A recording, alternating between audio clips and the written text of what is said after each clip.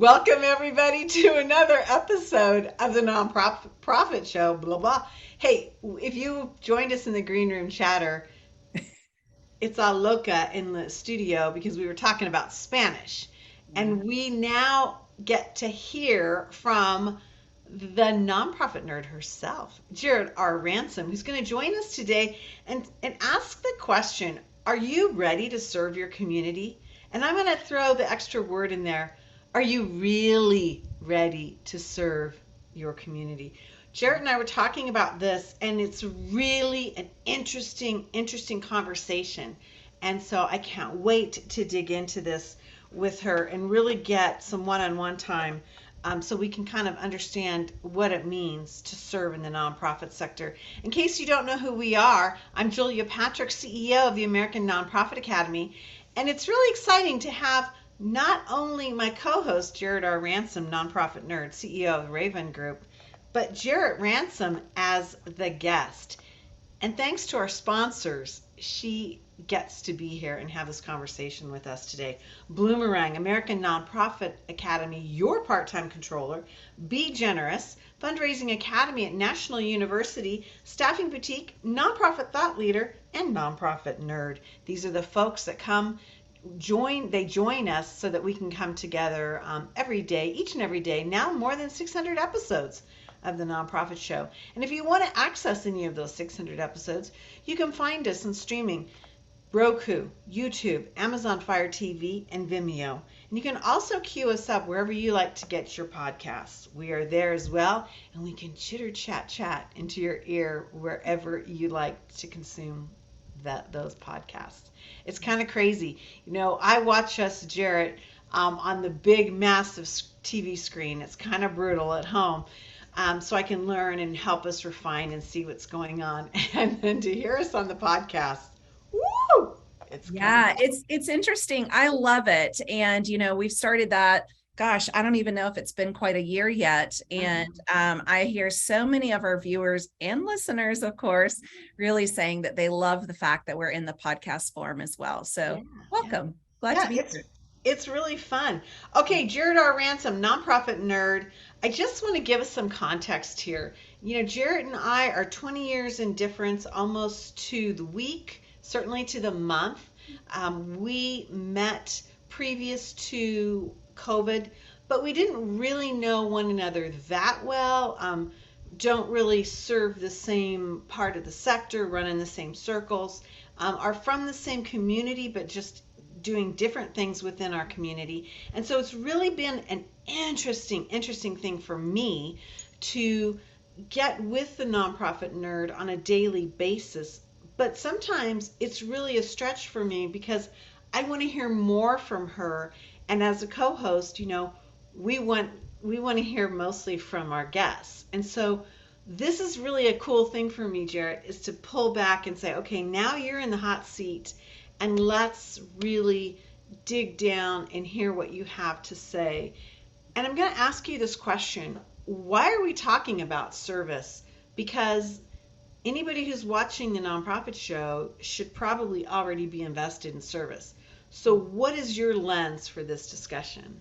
Thank you, Julia. I really have to say, when I find that, someone asking me the same question or my community asking me the same question, I say, okay, I'm going to take notice of this because I'm hearing the same, question, concern, issue more than once. And so pay attention to that. And this is one of those questions I get quite often. I'm sure you do as well.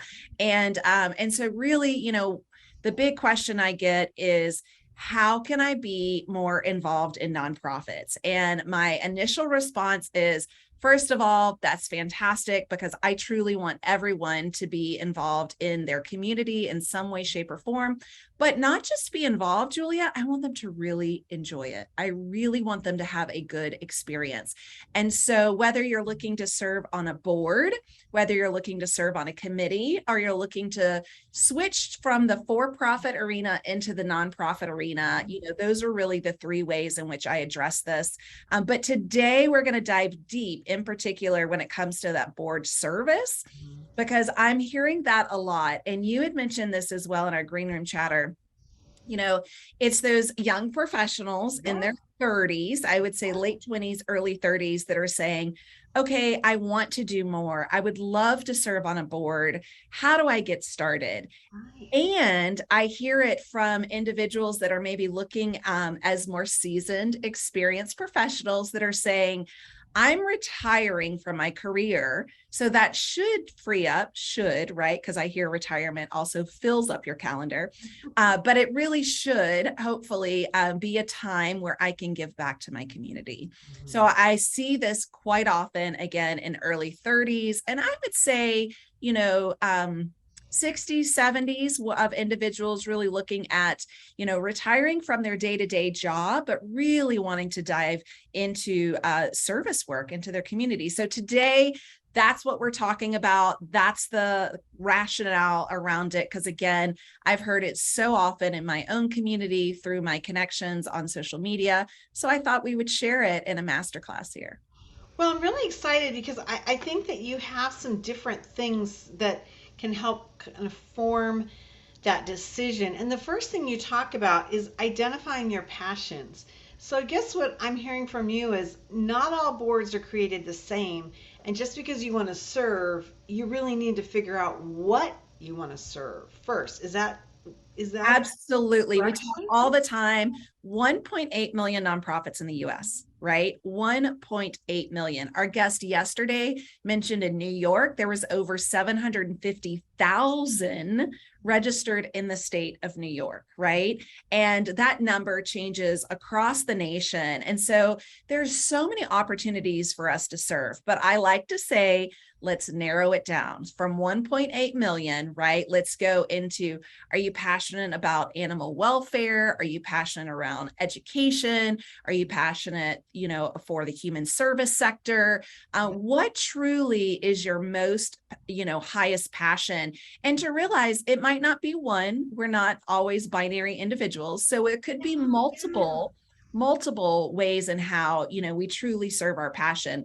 Mhm. As well as I do, Julia, there's so many people out there that love to serve the animal welfare community. Yeah. And there are tons of shelters and organizations, in that space. So again, narrow down to identify your true passion. Like, what keeps you up at night? What is that number one concern in the community that you say, gosh, I really wish I could do more to help solve this community problem? And that's our first step, because there's so much out there. 1.8 million. So let's identify our greatest plural passions to figure out how we want to serve and give of our time. I love that because I think what happens is a lot of times, and especially for young professionals that are maybe have been coached or understand that board service is going to help their career, help Yeah. them, in other ways. They look for that I call it the sexy board. It's like the board that everybody wants to be on because it seems like it has like the coolest stuff going on. And that's really not a good way to start, in my opinion. I have a lot of young professionals that were like, can you help me get on XYZ board? And I'm like, my question is always like, why? Yeah. What's the attraction, And so I love, love, love that you started with passion because that really helps synthesize where you want to go. Huh. The next thing that you talk about is a little bit harder, and it's research local nonprofits in your community. That's right. How and why? Well, I don't know how much of a secret it is anymore, but GuideStar, also known as Candid now, so GuideStar is now referred to, the name is Candid. I go there. It's a free database of nonprofits across the US, so it should have all of those 1.8 million. And you can search there by state, and you can search by so many different keywords. And that is a great free software and database where you can start this. The other place that I like to send people is your local United Way. Find out from your United Way, what are the organizations in your community? Again, focused on that passion. So United Way representatives might be able to help you identify, what are the education focused organizations in our local community? What are those arts and culture organizations in our community? And, just start making a list, literally start making a list. I also, this is a freebie, not on the list, start following their social media channels, Yeah. Yeah. right? Start paying attention, follow their social Yeah. media channels, really just, sign up for their newsletters, Mhm. find out and just observe what they're up to. And does that still resonate and align with you? Mhm. I love that you said that because I think that that's powerful because you can get a lot of information about what it is they're working on and if you can be of service in that direction. Absolutely. And Absolutely. I love that you said that. I wouldn't have necessarily intuitively gone there, but yeah, that's awesome. And then I think I'd love to get your feedback on, nonprofit state associations. So many states have an association. I liken it to like a chamber of commerce. Right. So you have to pay money. Not everybody's going to be there, but what are your thoughts on maybe finding those and seeing if there's alignment there? Is there enough Absolutely. information? Most states have like an alliance of fill in the blank nonprofits, and that's a great place to go. It's again, quite similar to United Way, a chamber of commerce, which ironically, Julia, I started my career in chamber work. So I started in that association membership base, which they're nonprofits, right? Like these Yeah. are true nonprofits as well. So it might come to a place where you say, I really do want to serve in this membership capacity. Perhaps you start with your chamber of commerce, or perhaps you realize I've been a member of my chamber for so long, I didn't realize that I was already, playing in this space of Yeah. service work to my community. I So, love that comment. You are absolutely right. And yeah, those trade associations, they have a special status within the nonprofit world. But yeah, hello, they're nonprofits. they're So nonprofits, yes. And yeah. so, there's so many organizations, again, those registered organizations. So I do like the associations. It's a great opportunity for you to learn a lot about a lot of your organizations and agencies in your community. So it's a great place to be a part of. Absolutely. Now, the next big step, which seems like it could be a little frightening, is to contact the organization. Now, you advised us to, connect with them on social media, sign up for the newsletter, all of those sorts of things. But when you say contact the organization, do you like say, hey, I think I could be a great board member, or what is this looking like? Absolutely. So if you're following them on social media, that is a great start. Sign up for their newsletter. Connect with the leaders on LinkedIn. That's another great Oh, opportunity to smart. learn from the social media platforms, Yeah. what the leaders are pushing out. Take a look at the board members. Most organizations, if they have an annual report that they have digitized, that's online. You can find it. Most nonprofit websites also list their staff and their board. So you can really find a lot of information about the organization and who you might want to contact. So back to that 6 degrees of separation, right? Which I think now Kevin Bacon is laughing because it's more like 1 degree of separation. Truly, because of LinkedIn and so many other, platforms, there's tons of information, on our interwebs, and contact the organization. Absolutely. I say, go to that CEO, executive director, Okay. director of development, board chair, vice chair, introduce yourself. Find out how you can learn more about the organization. Let them know your interest in the organization, and see if they're willing to have a conversation, see if they have any committees that you can start to play in that space and learn more about their leadership, their values, their culture. There's so many great things that come from that connection with the organization. And Julia, one thing I know to be true, and I'm sure you've seen this as well, board development is nonstop, right? And so Oh, yeah.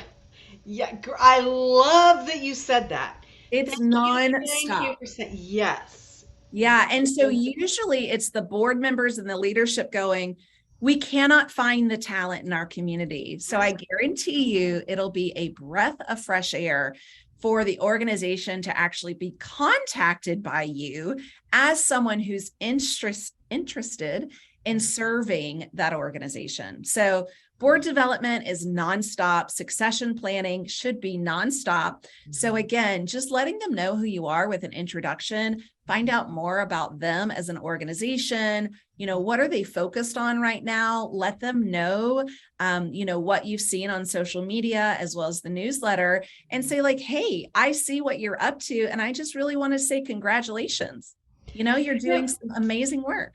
So I love that you said that because I think so often that I hear from people and I go back into my own life and I think, oh, we're waiting to be asked. We're Right. waiting to be tapped on the shoulder. That it seems a little pushy to do what you just said, to contact somebody and say, hey, I think I'm ready to serve. Yeah. And one of the things I love that you said is that it's not always a board position, but committee work. So talk to us about that. I mean, what does I that look like? Absolutely. I will say that committee work is a great place to start. You get a feel for the organization, they get a feel for you. It's a Okay. little less of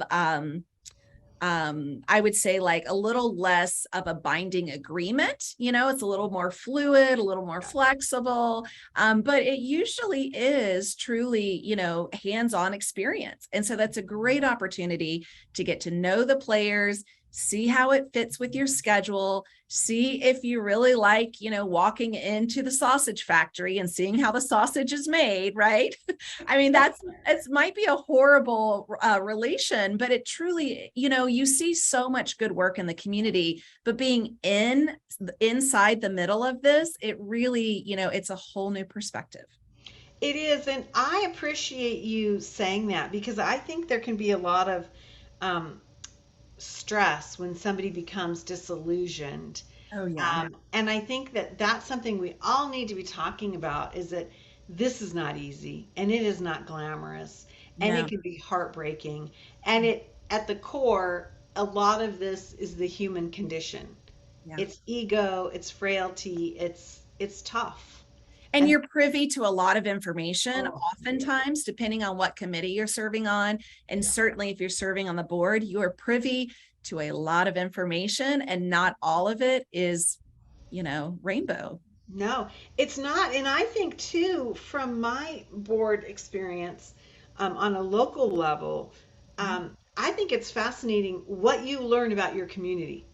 Oh, It's, yes, it's not just that institution that you're serving, but it's really the ecosystem of what's going on. And absolutely. You it's know, kind of fascinating. One thing I have to mention, and I went through a local leadership program here in my community, Julia.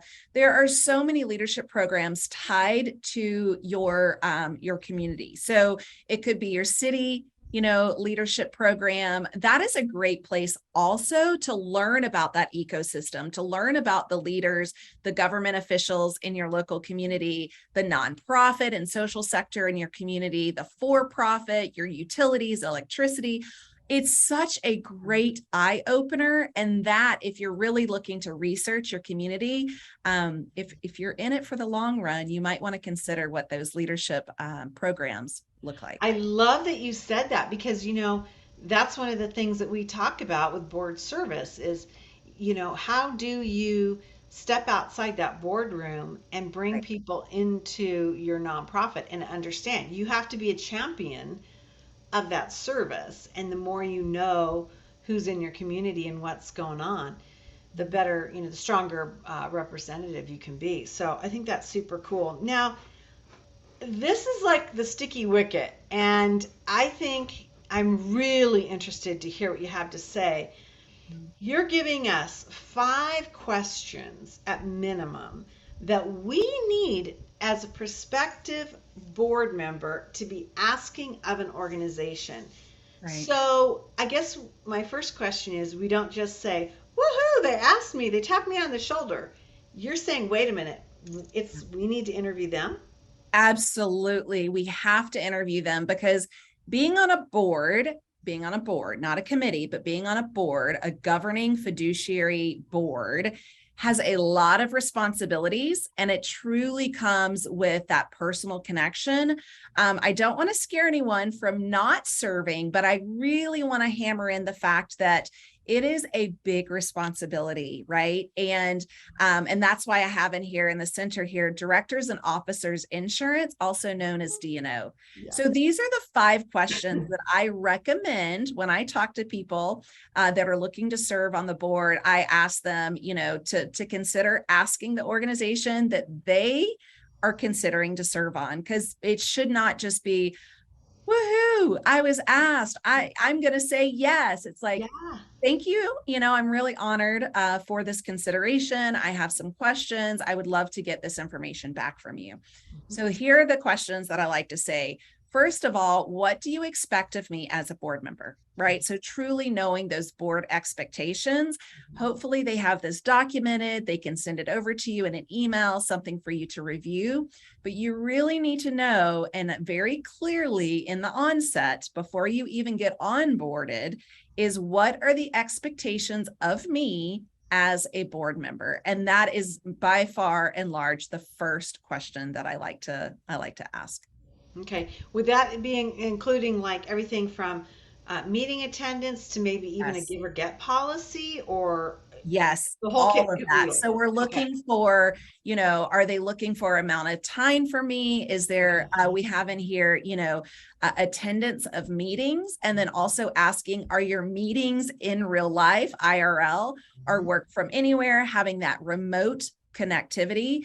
Because there was one organization, Julia, I was serving on as a committee member, and this was way pre-COVID, and they only had in-person opportunities, and it just did not fit with my schedule, right? It truly did not fit in my schedule, and I couldn't serve because of that, because I literally could not get from point A to point B to point C with Right. my schedule, knowing when the meetings are held and how they allow that connection point.